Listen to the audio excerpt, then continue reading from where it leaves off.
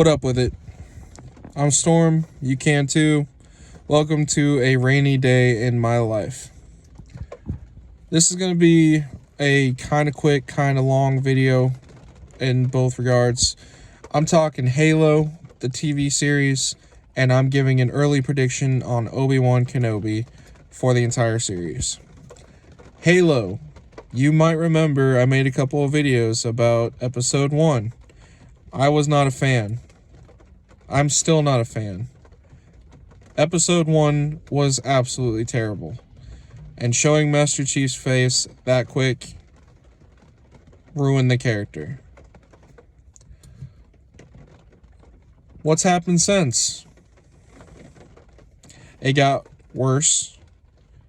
It got boring. It got stupid. There was a sex scene. Oh, and then Master Chief died.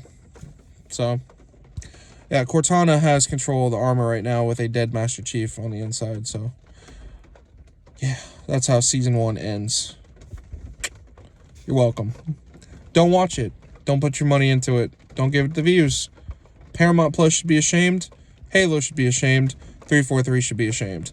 $90 million, 8 years, and they put out a absolutely dog shit show. Don't watch it. I'm telling you, if you enjoy Halo at all, if you're familiar with Halo at all, if you know Master Chief at all, if you've heard the theme at all, do not watch this show. Play Halo. Read a book. Read a Halo book. Watch a YouTube video. Watch Halo Landfall.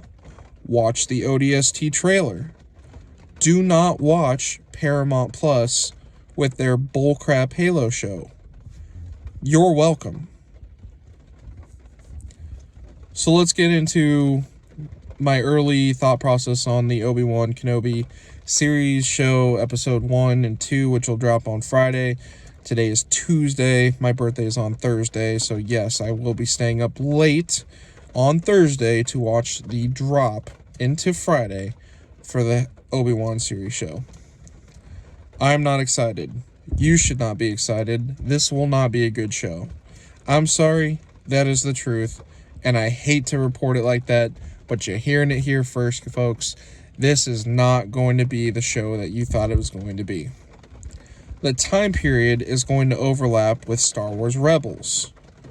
What you're going to see on the little short screen, the silver screen, whatever you want to call it, the iPhone screen, you're going to see a kind of a blended reality of Star Wars Rebels and what happened with Cal Kestis and Fallen Order, all the while a show titled Obi-Wan will feature Obi-Wan, but it will secretly, right in front of your face though, be about a female Inquisitor and her march to the truth. She will start out as an antagonist. She will become a protagonist. By the end of the show, she will have been sacrificed in Darth Vader's way to prolong Obi-Wan's life in order to save Luke Skywalker. I'm sorry, but there it is. And if I'm wrong, I'm wrong. I'm willing to accept being wrong. I hope I am wrong, because honestly, I would much rather be wrong than right in this one. I want the show to be fantastic, and that's why I'm going to watch it. However, there's 2 episodes that are going to premiere. That means there's 2 opportunities, and only 2 opportunities on Friday for me to have any kind of opinion on this thing that it's actually worthwhile. And I'm scared. I am terrified that I'm right, that this is just going to be another failed example of Kathleen Kennedy's leadership in Star Wars. Now, in order to prep myself for the Obi-Wan show, I did watch Rebels again. And I'm not ashamed to admit it. The more I watch it, the more I kind of have a little bit of an admiration for it. It's not my favorite. Clone Wars is absolutely bar none my favorite. Then you go to the movies, and you get episode 1, episode 3, episode 5, and then from there it's kind of a grab bag, with episode 2 being the lowest, just because episode 2 was just meh. And the Battle of Geonosis wasn't expertly shot. I would have much rather spent more time in the fight for the Battle of Geonosis, but we got that made up for the Clone Wars TV show. So that's why I like the Clone Wars so much. Right up there with the Clone Wars is the Bad Batch, with only one season. It's really tough to tell if I'm actually a huge fan of the Bad Batch, but I do like the Bad Batch. Mandalorian is pretty solid, so it's in there around with New Hope. Book of Boba at the bottom. That was terrible, and I'm not afraid to say so. It's right there with the Christmas special that they did. Yeah. It's just, I don't know what's going on with these writing crews and staff. I don't know what's so hard about making a good game, a good show, a good movie. What is so difficult about these IPs besides staying true to the source material? I don't get it. It's like they're trying to reinvent the wheel when the wheel is right in front of them, and they start off with a freaking stop. Like they just hit the button. Let's go backwards. Let's take it from the top. No, just make the wheel. Make the freaking wheel. It's not that tough. The Halo show should have been about literally the first game. From there, you branch off and you do your own thing. It's not that hard to figure out. The sequel trilogy, make it about Finn, the stormtrooper, and his rise as a Jedi.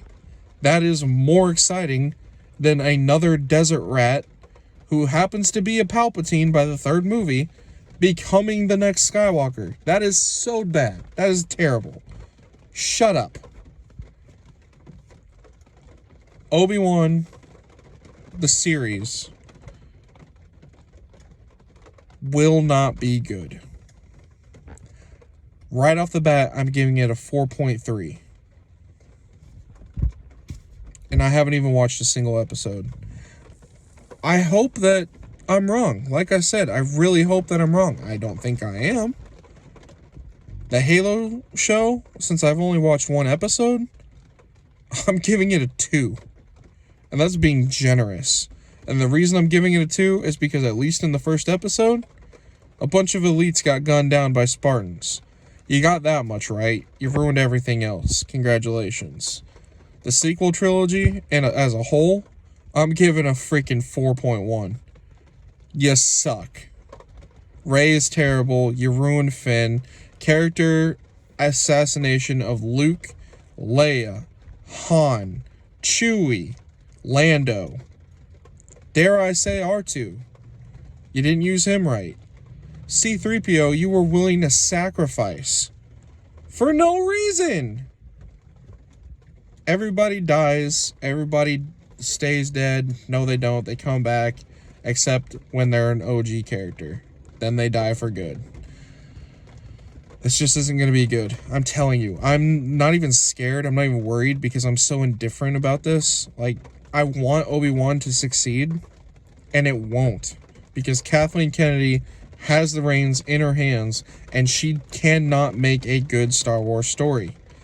Indy 5, coming out soon, going to suck. And then they are going to push her out the door when they realize that she is dog shit at her job. If I couldn't match paint, what use am I to a paint store? You can't direct. You can't control the industry that they put you in charge of. You have terrible ideas and awful execution. What good are you to our IPs? Get out. The fans don't even like you. The ones that do are the ones that you don't you were reaching out to. Congratulations. You got the fan base that you were reaching out to. What about the rest of us? The ones that actually built that fan base, that franchise, that extended universe, all the crap that you absolutely crapped on, you are now trying to backtrack and pick us back up with OG characters and stories that you should have told from the beginning when you had our attention to start with. The best thing you created the moment you bought it, Rogue One. And why was it so great? Oh, I don't know. X-Wings, TIE Fighters, a friggin' story that features Darth Vader at the end. You got our attention. What'd you do from there? You tanked. The Solo story was okay, not great. The sequel trilogy was awful. Book of Boba, god awful. Mandalorian, you have my interest. You do. I don't know what you're going to do for, season 3 now that, Luke doesn't have Grogu, but it's so stupid. These writers suck. They suck. And it's a shame. Because if you had a fan that had some actual passion sitting on the board, helping design this stuff, you'd actually have good series, good shows, good examples of how to do this the right way. But you don't. You don't, and you've lost us. A lot of us. Because let's say that Obi Wan is really a 6.3 instead of a 4.3. You think that's good enough to save Star Wars? You think that's what is going to work? Because I don't know if you remember, but I kind of gave Boba Fett about that, that kind of mid-range grading, and it's awful. The 2 best episodes in Boba Fett were Mandalorian episodes. So, yeah, you've got this figured out, clearly. You know what you're doing. You got this. Good for you. And the best episode between those 2 Mandalorian episodes happened to be the one with Luke Skywalker. So, yeah, you got it figured out. I'm done. I'm ranting. I'm raving. I'm mad. I made myself mad. I've been sitting out front of my house now for long time. I turned 29 on Thursday. I will be taking the day off to spend with my wife and my family because they want to take me out and have a fun time, and I'm not going to take any crap for being 29 and taking my birthday off. I only get one life to live. This is my last year of being 29 in my 20s, so I don't really care, and suck it. Anyway, quick shout-outs. Shout out to Sean. Hope your mom's doing well after coming back from quadruple bypass. Hope that you guys are having an easy time at home. I hope the dog isn't tearing crap up. Take care of yourself. We'll see you when I see you. And yeah. To Ronnie, thank you for letting me know that somebody bought my Chrysler 300. That is hilarious. That makes me laugh. To Brent, I hope that you did make that breakfast. I'm eager to see how that turned out. To anyone else that's watching these videos, I want to say thank you for sticking with me, for watching. If you're watching, if you're not, no harm, no foul. I'm not that interesting. I do want to say that I'm still actively watching a lot of the DSP detractor videos, and I'm very much enjoying being part of that community. Sorry, Darkside Phil. I just don't like you very much. Maybe you should stop cyber begging and get a job. But since you're not going to do that, I'm going to continue watching these detractor videos and making fun of you, because you just aren't a very good guy. Anyway, I think I'm going to go inside now and have some delicious pot roast. So, you guys take care of yourselves. Buy your paint from PPG. And I'll see you next time I see you. Peace.